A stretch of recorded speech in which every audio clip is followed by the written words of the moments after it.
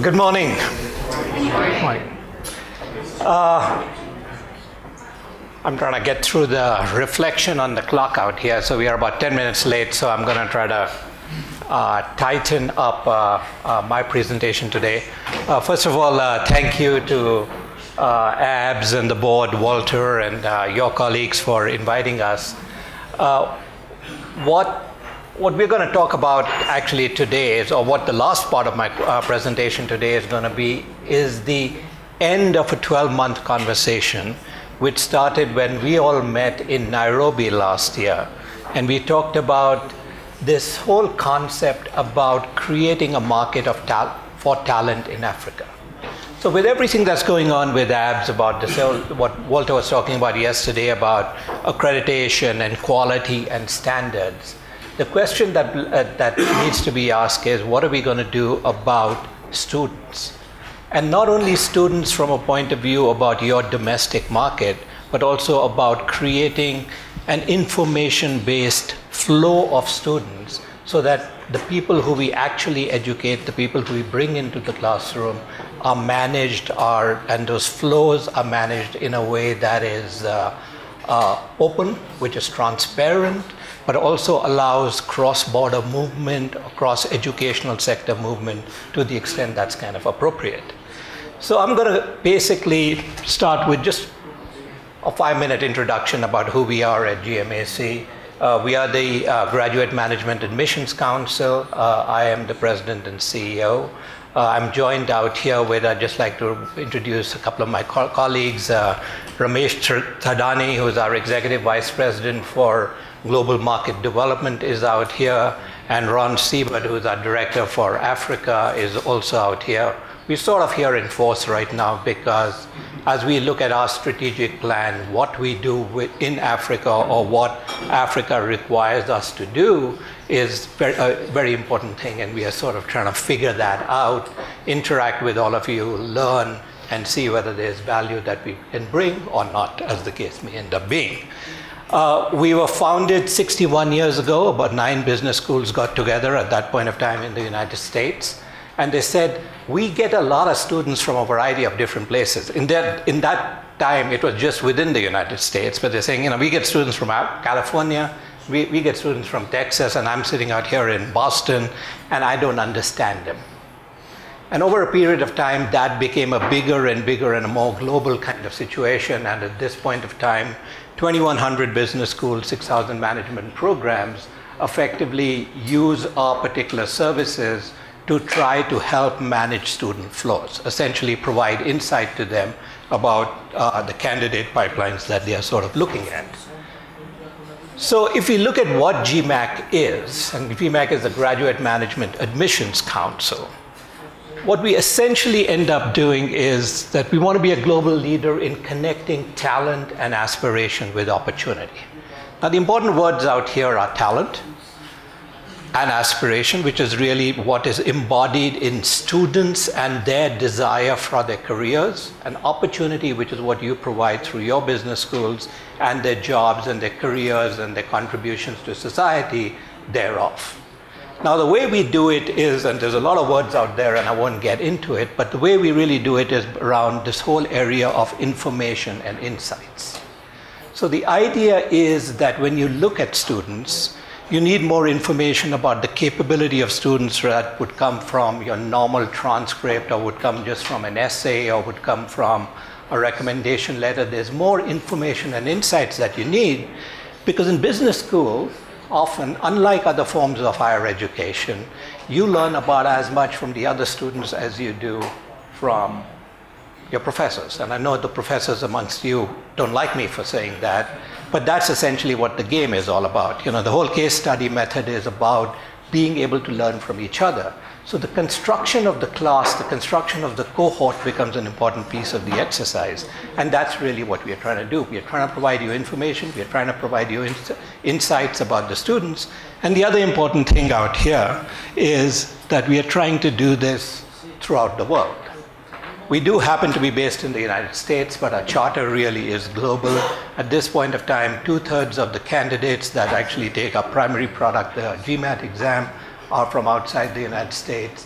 and a large number of our scores, schools, etc., member schools, etc., are now outside the United States. The way we think we connect, and the way we sort of look at this whole connectivity thing is that for schools, we try to help you fill your classrooms. Now, we don't try to help you fill your classrooms by any warm body that is willing to pay your tuition.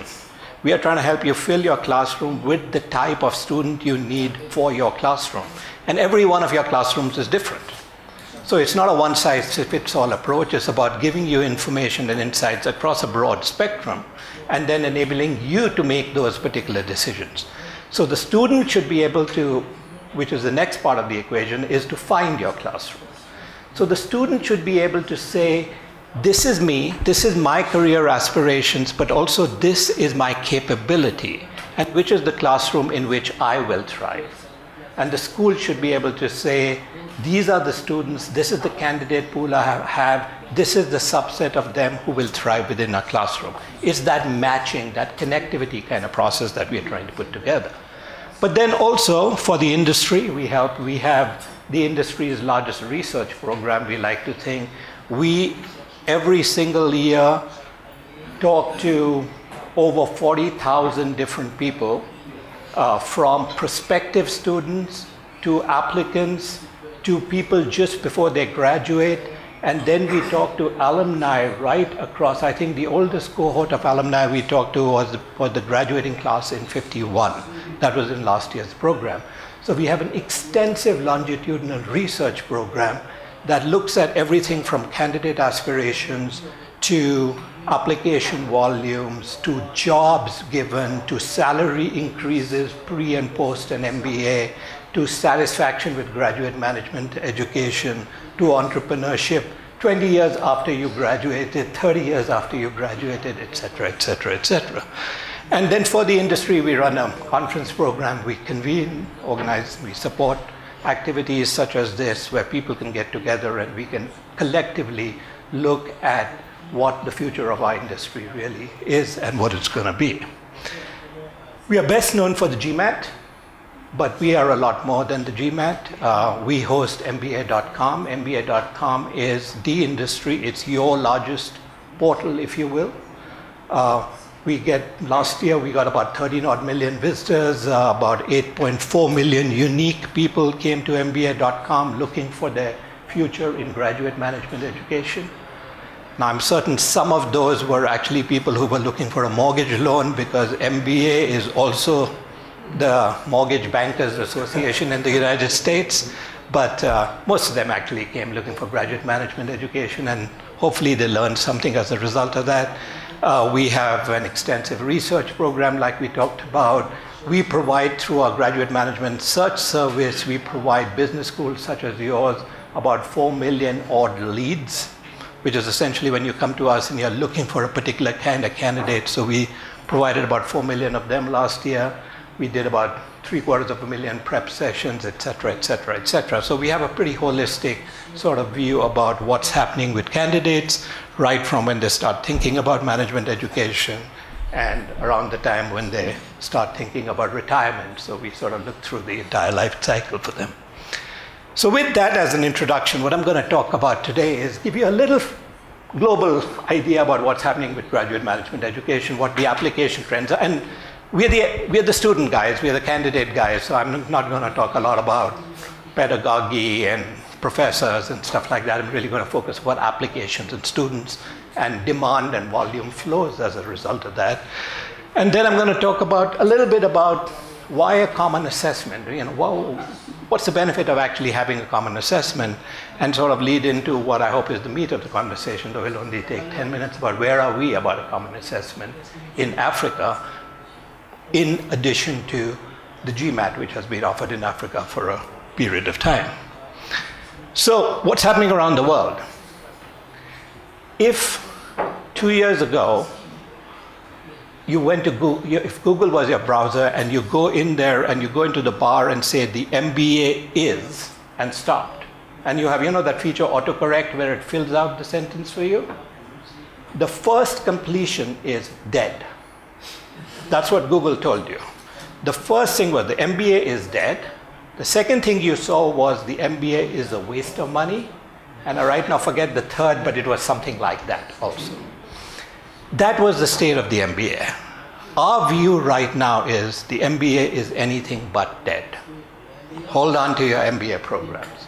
We look at it from a 360 kind of point of view. This is just one view of looking at it. Post-recession, you saw the sharp decline, which hit the valley in 2011. Only 28% of MBA programs, and this is full-time MBA programs, it's just that particular slice of the market. Only 28% of full-time MBA programs were showing a growth in application volumes. This is the result of the recession. We know that in difficult economic times, and we can statistically show you the data to correlate with that, in difficult economic times, companies tend to want to hire specialized masters to the extent that they want to hire graduate management degree holders at all. They're really looking at a master's in accounting, a master's in finance, a marketing, a master's in management. It's a cheaper hire and it's a job-ready hire. I have a problem in finance, I'll get somebody with a master's in finance, I'll put him or her in that particular job, it's done. MBA hiring is really seen as aspirational, growth-oriented. So when companies start looking at growth, we tend to see that MBA hiring tends to pick up all over again. And what you're beginning to see is one piece of the puzzle, which is applications. But we've also seen that we've just published our recruiter survey, our global recruiter survey. 90% of companies, an all-time high, said they were planning to hire MBAs. We look at jobs. Last year, 60% of MBA students said they had jobs 1 month before they graduated, up from 40% in 2011. And if you look at salary bumps are up in somewhere the 80%, the salary difference between before you go in for business school and after you go into business school, etc. Now, these are averages, and we all understand that averages have their own problems in different regions, different programs, different schools within the same regions will have dramatically different experiences. But overall, if you add it, there's really strength in the MBA market at this point of time. Specialized masters actually are sort of have a much more nuanced or different sort of point of view. Masters in finance, application volumes tend to be tracking down over a period of time, largely driven by the fact that China decided to educate 30,000 people a year in global accounting and finance programs after it acceded to the World Trade Organization. China, as you know, the domestic accounting systems were not compatible with IFRS or GAAP. And when they went into the WTO, they just sort of had, as a matter of state policy, decided to send a lot of people to Masters of Accounting and Masters of Finance programs. So you may be seeing a little bit of that. You see Masters in Management, which is the blue line, which is sort of flattish, if you will. And the other thing you see is interesting, and this is now people, these are GMAC test takers who are largely applying to schools outside the continent. A small number of them really are actually looking at master's programs. Most of them are really looking at MBA sort of programs compared to the rest of the cohort, if you will. Moving to Africa, this is just a map that we look at. It's just a way of where there are a lot of English-speaking sort of graduates and potentials, if you will. But more specifically, if you look at GMAT sort of volumes, you can start taking a look at South Africa out here. About a quarter of African test takers are in South Africa. Slightly higher share in Western Africa, and Nigeria being a big chunk of it. About the same in Southern Africa and Northern Africa, again. Egypt and Morocco being the biggest candidates, and a larger number of countries in Eastern Africa. So that's what you're sort of seeing. Overall, we are sort of seeing modest growth in African numbers, but nothing huge at this particular point of time. What we do see is, if you say, where are GMAT, and this is sort of for African business schools, you can think of it as your competition, if you will. These are people who are really talking about going largely outside the continent. You see, the United States as a steady destination picked up about 4 points. Africa actually itself, internal GMAT score sending to Africa sort of dropped a little bit. Western Europe increased. Canada saw a huge increase. Heavily helped when we see this for Canada across from cohorts from India, from China, etc. A very friendly visa regime in Canada is really pulling a lot of graduate management candidates from across the world, and Canadian business schools are benefiting a lot as a result of that. Maybe another way to look at it is just looking at proportional change in mix of African students where they are sort of applying to, and you're basically sort of seeing Canada picking up share. Think of it as a market share kind of approach. So you've got Canada picking up share, France and Germany picking up share, smallish sort of numbers, South Africa picking up a bit in Kenya, United States, the UK actually being the big loser, if you will, over this particular period in terms of where people are relatively choosing to go for. One of the success stories we see across the world actually is the growth of places like Germany as a study destination. Germany really seems to have established itself as a place which is very welcoming for students from pretty much across the world, with English language programs in Mannheim, ESMT in Berlin, places like that. And if you take a look at cutting it down even further, if you look at your particular countries, another thing is amongst the GMAT cohort, remember this is just the GMAT cohort, it isn't the entire market, where are citizens of your countries choosing to apply outside your country or stay within your country. You see South Africa, where, 48%, not within the country, 48% are basically applying or sending their scores within 2 schools in Africa. In this case, probably largely in South Africa itself, because of the preponderance of quality business schools which accept GMAT within Africa. And about half of the South African candidates are applying outside of the continent. You see Kenya, a reasonable amount of score sending happening within Kenya itself. You see Egypt, where there's a bigger trend to apply outside of Egypt, down to sort of Ghana, where at least in our data, I know we have some great schools like GIMPA in Ghana, but pretty much all the GMAT traffic, if you will, is going outside the continent. Regionally, again, you can take a sort of look at where your demographics are basically flowing out. You know, Africa, about 8% of GMAT test takers have zero work experience. Essentially, they're taking the GMAT while they are in university, if you will, in your undergraduate area. That number, look at Morocco, if you will. About 40% of Moroccan students seem to take the GMAT while they are in the undergraduate program, as opposed to about 3% in South Africa, 4% in Egypt, if you will. So just to give you a feel of where the candidate flows are. If you look at women, which is an area of major interest to business schools across the world, we know we don't get enough women in graduate management education, and the numbers have to sort of go up. Again, you see Kenya, you know, about half, so they are sort of holding that gender balance. Egypt, not quite so much. South Africa, this is about getting close to the GMAT global sort of average. But you start seeing Nigeria and Morocco posting pretty good numbers. I know 40% is not the 51%, but compared to where we used to be, we seem to be making some pretty good progress out there.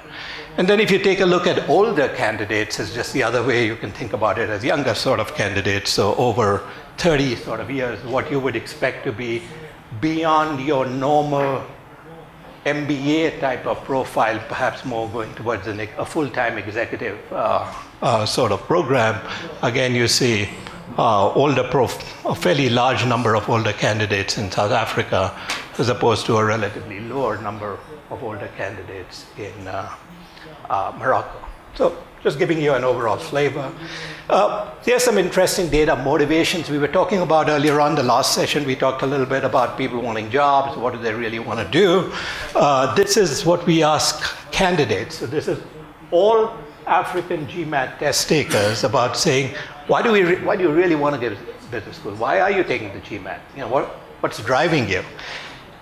Build key skills areas, leadership skills, job opportunities. These are pretty consistent with what we see elsewhere in the world. 62% said to learn managerial skills. And that's sort of surprising. I'll show you some global data in a minute, and finding interesting and challenging work. And what's driving you crazy about the other side about it, what's freaking you out? And essentially cost, surprise, surprise. We see this pretty much everywhere, so this is not unique to Africa. Time and energy, 40%, limited time, debt, which is really cost all over again, postponed personal plans, etc. What's sort of unique in Africa we see is that this thing about learning managerial skills seems to be higher in Africa overall than we see on our global sort of averages. Global averages tends to be around a couple of points lower, and it's more around jobs and career, etc. Here it's really more about managerial skills. I wanted to interject earlier on in the earlier session, but I thought I'd just wait out here. The other interesting thing, which is not shown in this data, but let me just sort of explain it to you. Over the last decade, we have seen a 9 percentage point shift in people who want to be entrepreneurs. In the overall GMAC pool of hundreds of thousands in testings, that's significant. A 9-point shift is a very, very big shift. And we sort of classify test takers into 3 different categories. Career accelerators, I'm in this job, I want to do something so I get promoted faster. The other is the career changer, somebody saying, I don't like what I'm doing, I'm going to go get an MBA and I'm going to do something different. And the third is entrepreneurs.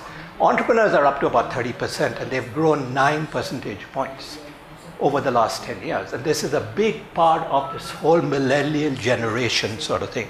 It's not that they're going to go become an entrepreneur on the day they left business school, but they do want to become an entrepreneur sometime.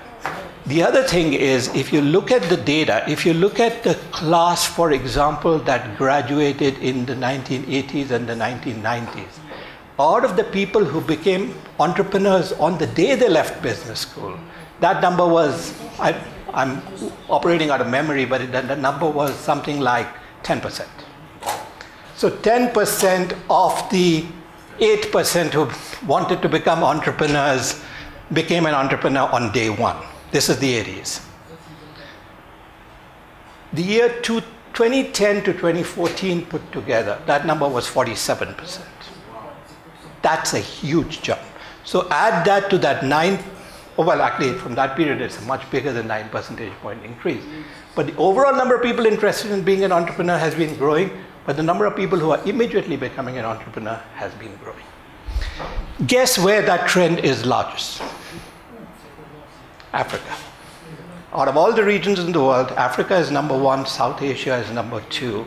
You would think the United States, great entrepreneurial nations, home of Silicon Valley, etc., etc., etc., would be the largest one, but at least the candidates we are seeing really strongly talking about and expressing an interest in some kind of entrepreneurial kind of future for themselves. So I'll just leave that for a further discussion. So with that as a sort of, I know I've not really done justice in the interest of time. We normally can take a couple of hours talking about candidate flows and things like that, but I just wanted to give you a sense of what's happening in the world with candidate flows, if you will. So let me just segue about this whole notion about why do people do something like a GMAT from a school's perspective? What's the value of a common sort of assessment? And really, if you come and take a look at it, it allows a school to look at a diverse bunch of candidates who come not from your local undergraduate university, because if all you were going to do was to hire people from the university down the road, you know those guys, you know the university, you know the grading system, you know how the transcript works, that's fine. But if you start taking a look at creating a marketplace where you're really going to get students from different places, from different backgrounds, different undergraduate experiences, if you will, you need a system of normalizing them in some kind of way. So that's one thing a common assessment gives you. The other thing a common assessment gives you is it gives students a way to choose. This is something which is often not talked about enough, but is a really important part of it. An assessment is not a hurdle to climb. It's a mechanism to choose. So a student says, I got these 20 schools. And remember, there's 16,000 schools. how is the student ever going to make choice? One of the ways you basically turn the way, of course, there's economics, there's geography, there's types of programs, there's a lot of other things. But having gone through that, you say is, am I going to thrive within that particular classroom? And if I'm a GMAT 600, I really shouldn't be trying to even get into a GMAT 750 school because I'm not going to have a good time. And if I'm a GMAT 600, I shouldn't be trying to go to my local 400 school because I'm not going to learn anything. So it's really about information that enables the school to choose and the student to choose and put it together. Now, the reason we think we speak with some authority on this is the fact that we've been doing this for 61 years. We send scores currently to 86 different countries. So they are actually GMAT accepting schools in 86 different countries, not just the United States or Western Europe as sometimes thought. We deliver it in about 115 different countries, and we deliver it to 186 different nationalities. Last I looked, there's 192 members of the United Nations, so there's a couple of countries which don't tend to take the GMAT exam. Sorry, 193. I defer to so we are 7 countries short at this particular point in time. So we have a pretty good history in terms of coverage around the GMAT. The other thing is we've built over the 61 years a lot of technology around predictive validity of the various elements that go into business school, as well as the delivery technologies, whether it's adaptive testing, scoring, building global platforms, security, etc. But the point really is building a predictive test requires a fair amount of psychometric science to sort of go into it, and we have a fair amount of history in terms of what does it take to build something which actually accurately predicts how well suited I am for your particular classroom, so that you can trust that data and I can trust that data as a student. It's not just a question of writing 100 items as difficult as I can make them and then saying you got X% right. The idea is, do the items measure psychometrically a skill which is relevant to your particular classroom? So that's the kind of thing that we end up doing. The other thing you get out of creating a common assessment is a whole bunch of ancillary data that comes out of it. When, for example, on the GMAT, you've got the GMAC, the search service, like this whole thing of 4.2 million different needs. So once you've got that pool, for example, the GMAT pool, you as a school can say, I'm really looking at, I'm looking at more women, or I'm looking for more women from the Arab world, if you will, or I'm looking for women from Egypt, if you will. I'm just happen to be looking at Ahmed out there, so I picked Egypt. But now you can actually go into a pool and say, let me try to construct my classroom proactively rather than just react to how the applications sort of come in. And that's where we provide, as I mentioned, 4.2 million of those kind of searches, if you will, every single year in terms of putting this thing together. We can reflect, which is a soft skills assessment. You get all this data. You can look at cohorts. You can start taking a look at, out of the people who applied to my school, where else did they send scores reports to? You can get some idea about market share, overlapping patterns, a lot of that other sort of information, if you will. So if you look at Africa, obviously I'll go very quickly through this because you've sort of, you guys know this far better than we do. Africa's, you can say, well, if you look at US and Europe, here's their GDP, Africa is down here, why does the world really end up caring? Well, obviously, if you look at the growth rates, you're starting to see more stuff happening around growth rates. I think yesterday there was this whole discussion around urbanization, which I thought was sort of interesting. And you start taking a look at urbanization rate, this is agriculture, this is a structural thing, services and manufacturing picking up out here, which tends to require more management education sort of talent than, say, a traditional not that agribusiness isn't an important thing, but as the structure sort of ends up changing, you can start saying Africa has a business need.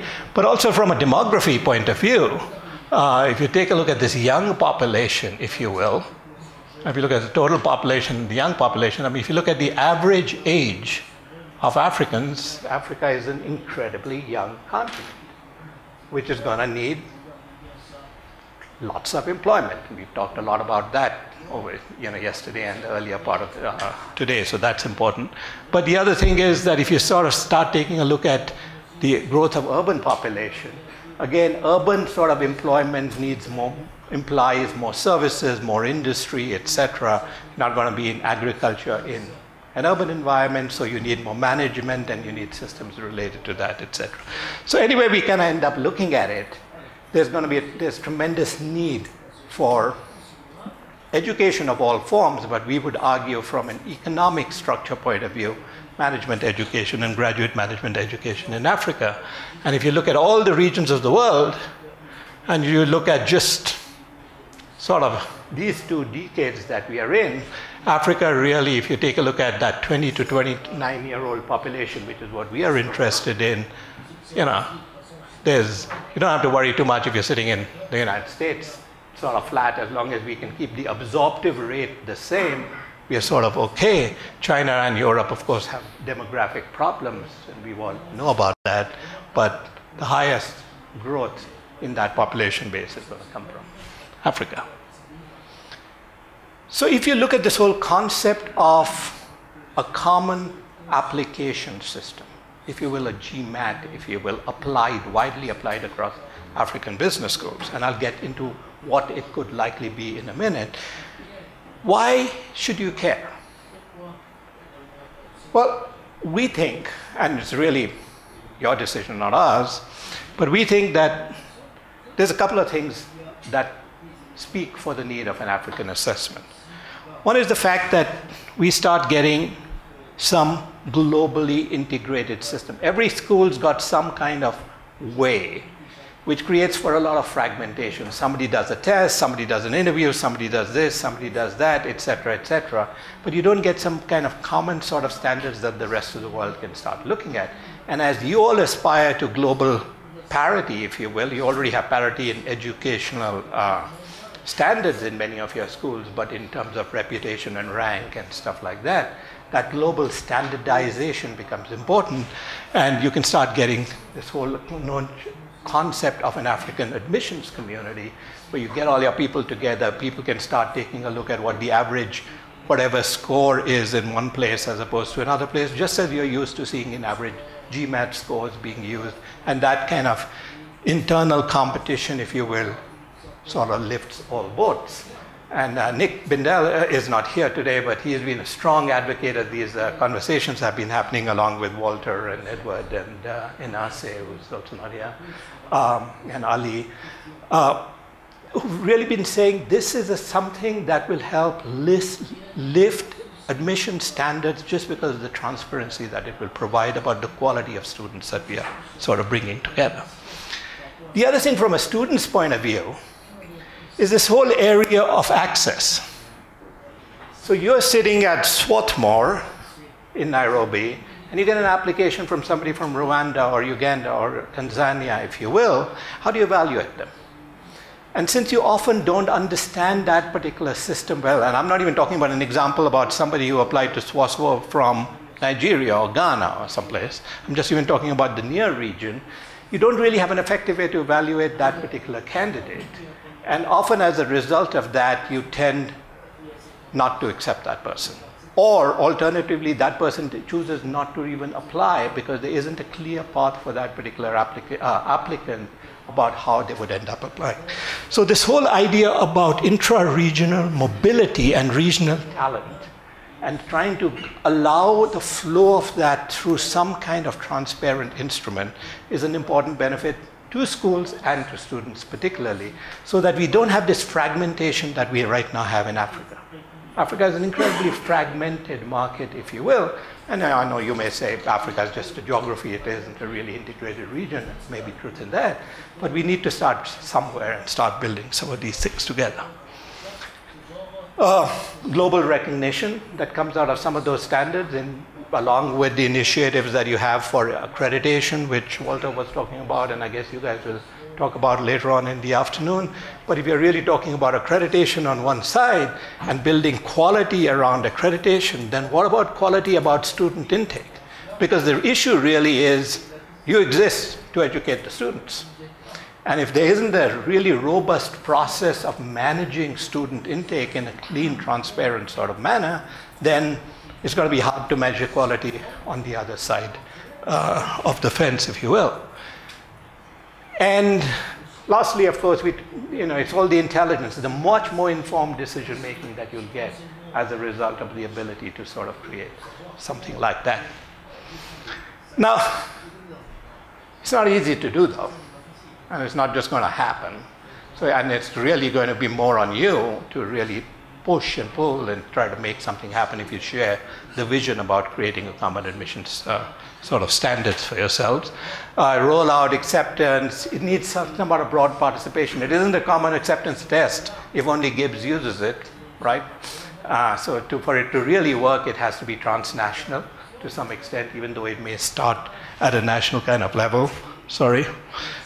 Regulatory in some particular areas, transition issues, all of those. So how are we doing with this? I have 15 minutes left, so I'm good. We started this conversation last year at this particular conference, where the day before the conference we met with the AABS board and we said, guys, our goal is to provide these, and by the way, we are having these conversations in India and China and everywhere around the world, because we've really moved around this thing away from the GMAC's the only thing across the world to say we need to have locally relevant programs in different parts of the world. We talked with the AABS board, then we shared it with all of you at the conference last year. But we've been doing a lot of work, and if at this point of time we are not announcing something, we are sort of more giving you a status report, if you will, about where we are in this whole concept of an area for Africa. So in November, we met with a team. A number of the deans out here in the room were there. Some who aren't in the room were also there to sort of start specking this out a little bit. We talked about the test use, its design, efficiency, what validity we are talking about, what reliability levels we are talking about, because these are all trade-off decisions. I can give you a perfect level of reliability, 100% reliability, that one score will be 100%, but it'll be a 6-hour-long test. It's not going to work. So where everything has a set of trade-offs, how would we sort of put all of that together? The trade-offs between test length and reliability, we worked through that committee of deans in a fair amount of detail about helping, saying, help us make these decisions. Or rather, you make the decisions, we'll sort of provide you with all the information, if you will. We talked about how we do item analysis, how we do the whole idea of differential item functioning is the technology to be able to, or the technique psychometrists use to make certain that items are fair and are not biased, so that you don't create item types that may be biased, for example, for or against a particular population subgroup. We look at item monitoring. Kind of interesting sort of story. In the GMAT, we used to have a test item, and item is the question, if you will, and it referred to gladiators. The item had nothing to do with gladiators. It's just the example out of which you had to draw a conclusion had gladiators, talked about gladiators. It did fine for a decade, till the movie Gladiator came out. And all of a sudden, the performance of that item started changing depending on if you'd seen the movie or you'd not seen the movie. So we have 40,000 items. We have to watch for all these particular kind of things. We find, you see out here this thing about the Gladiator, this beer. We had microbreweries became very big, so there was a business case simulation in GMAT which had to do with microbreweries. Well, it turns around that Muslim candidates perform worse on an example that has to do with microbreweries than non-Muslim candidates. So we keep watching for these kind of things, and we have to sort of put these things together. So we walked through this committee of deans on all these particular areas. We also talked about how would you deliver it? Would you deliver it episodic on campus? Fill this room up with students, and I'll give it to you all at the same time, as opposed to you go to a test center like you do with the GMAT. What's the delivery model? Availability, do you do it all year round? Do you do it at particular areas? What are security features, which is incredibly important. The moment you have a high-stake test, people try to break it. We've learned that through large and bitter experience. They will try to steal your test items. There'll be cheating. Impersonation is a huge, huge issue. You'll get your buddy to come in and sit in the test, so you have to screen for all of that and manage all those particular processes. We also formalized our partnership with AABS. We became associate members. We also work very closely with SABSA out here in South Africa, just because SABSA seemed to give, or South Africa gave enough critical mass in one place for us to pilot some of these particular areas. Not that the other countries aren't important, but it seemed like an important starting point. And then early on this year, we acquired, in addition to the GMAT, another testing instrument, which is called the NMAT, which is really sort of a clone, if you will, to some extent in India. And our idea is that the NMAT actually enables us to provide a completely different type of testing experience at a dramatically different price point, at about 1/10 the price of a GMAT, if you will, in some kind of ways. And so that we had another set of arrows, if you will, in our toolkit.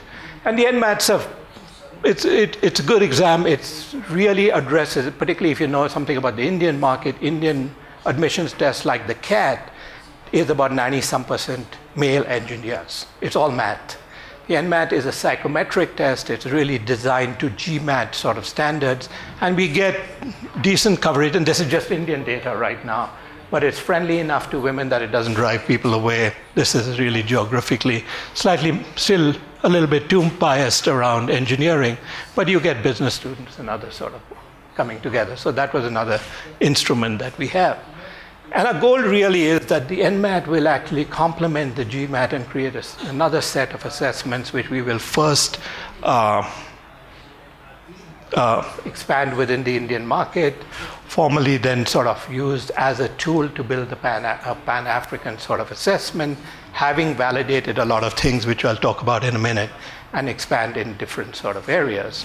So NMAT by GMAC will go live in India, I think, in 41 days from now, or 42 days from now.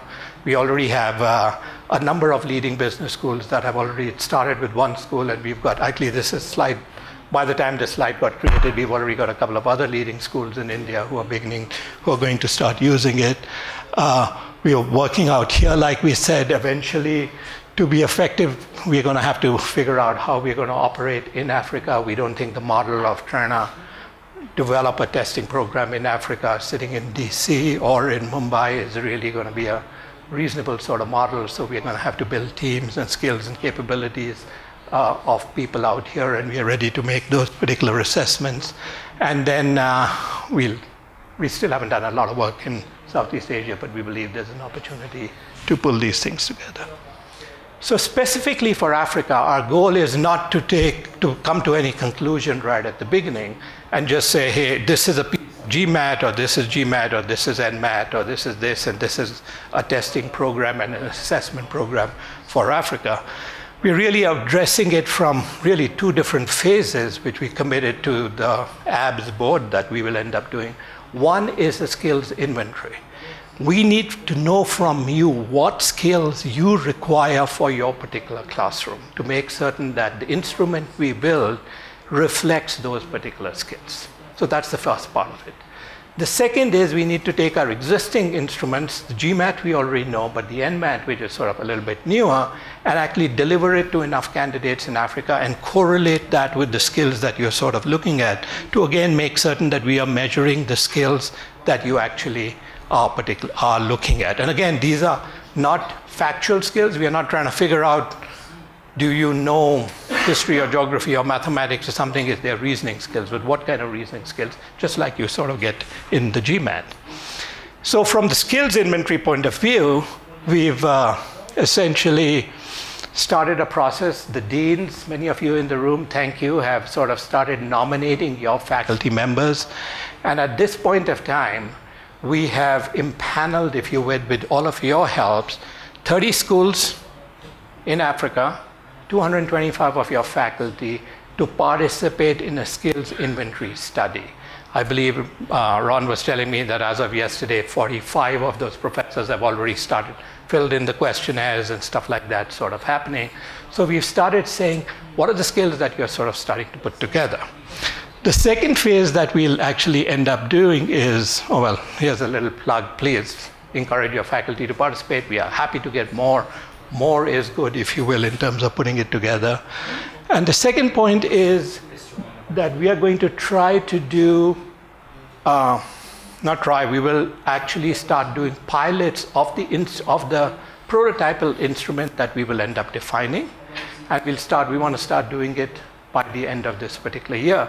So we are really looking for nominations from you to self-nominate your schools at sites. This is really to actually take students who you've already admitted. So we'll take students who are already there, and we basically want you to sort of give us the use of some space, help us round up these students, and actually deliver this assessment in your school. And what we'll do is we will correlate the results of those assessments with how the students are doing in your particular schools to start getting data points. We don't want to build an assessment which is skewed towards too high a level of difficulty so that everybody sort of gets left behind, if you will. We don't want to make it too easy. It needs to span the spectrum of capabilities that your typical students end up sort of doing. That's why we are looking for a broad range of schools to participate in, because that'll give us a real insight about the existing student body, which as a starting point, we want to sort of give you an instrument to sort of replicate. So essentially what we are looking for is one of these in your particular schools, and of course your active support in terms of rounding up your candidates, etc. Ron has little sign-up sheets, so if any of you are willing to help us in terms of do that, please do. Just sort of grab Ron, raise your hand, Ron will come and get you, just sort of give us, we just need some basic information and we'll sort of tell you what we are looking for, and then we'll coordinate that activity as we move ahead. So, we are really, this is a program for the African community of business schools. Our charter is to help this connectivity process globally. So what we are sort of bringing to the table is project management skills, test design skills, test delivery, technologies, etc., etc. But the usage really has to be yours. So, I mean, this is as successful as you're willing to sort of participate in. It's not something that we just want to drop in there and say, here it is. It's not going to make any sense if it's not of value to you. So, essentially, it needs broad adoption. We may start in South Africa or someplace like that and then roll it out over a period of time, but there's got to be enough vision that there's broad adoption, if you will. And then it's an ongoing process.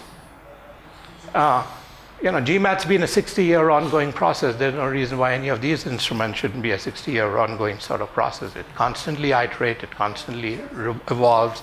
The databases get better, the items get better, the predictive validity of the instruments sort of get better over a period of time.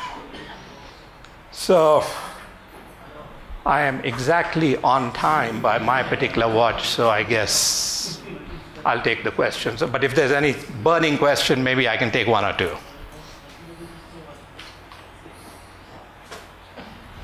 Sir. The test that you're doing, is there a way you know how regions perform in terms of what the students score? Is there a way to know how African students do, for example? And I'm asking this because just a couple of days ago, a report of some tests was published, and Ghana is at the bottom of the table, and it's been a huge issue in Ghana. So okay. just to see how. Well, we'd be happy to get you how Ghanaian students perform on the GMAT. Runs right in front of you, and we'll send that information to you. Thanks we can compare Ghana to all of Africa to the whole world. So we'd be happy to do that. That would be great. But one of the things that we want to do is we know how people perform on the GMAT.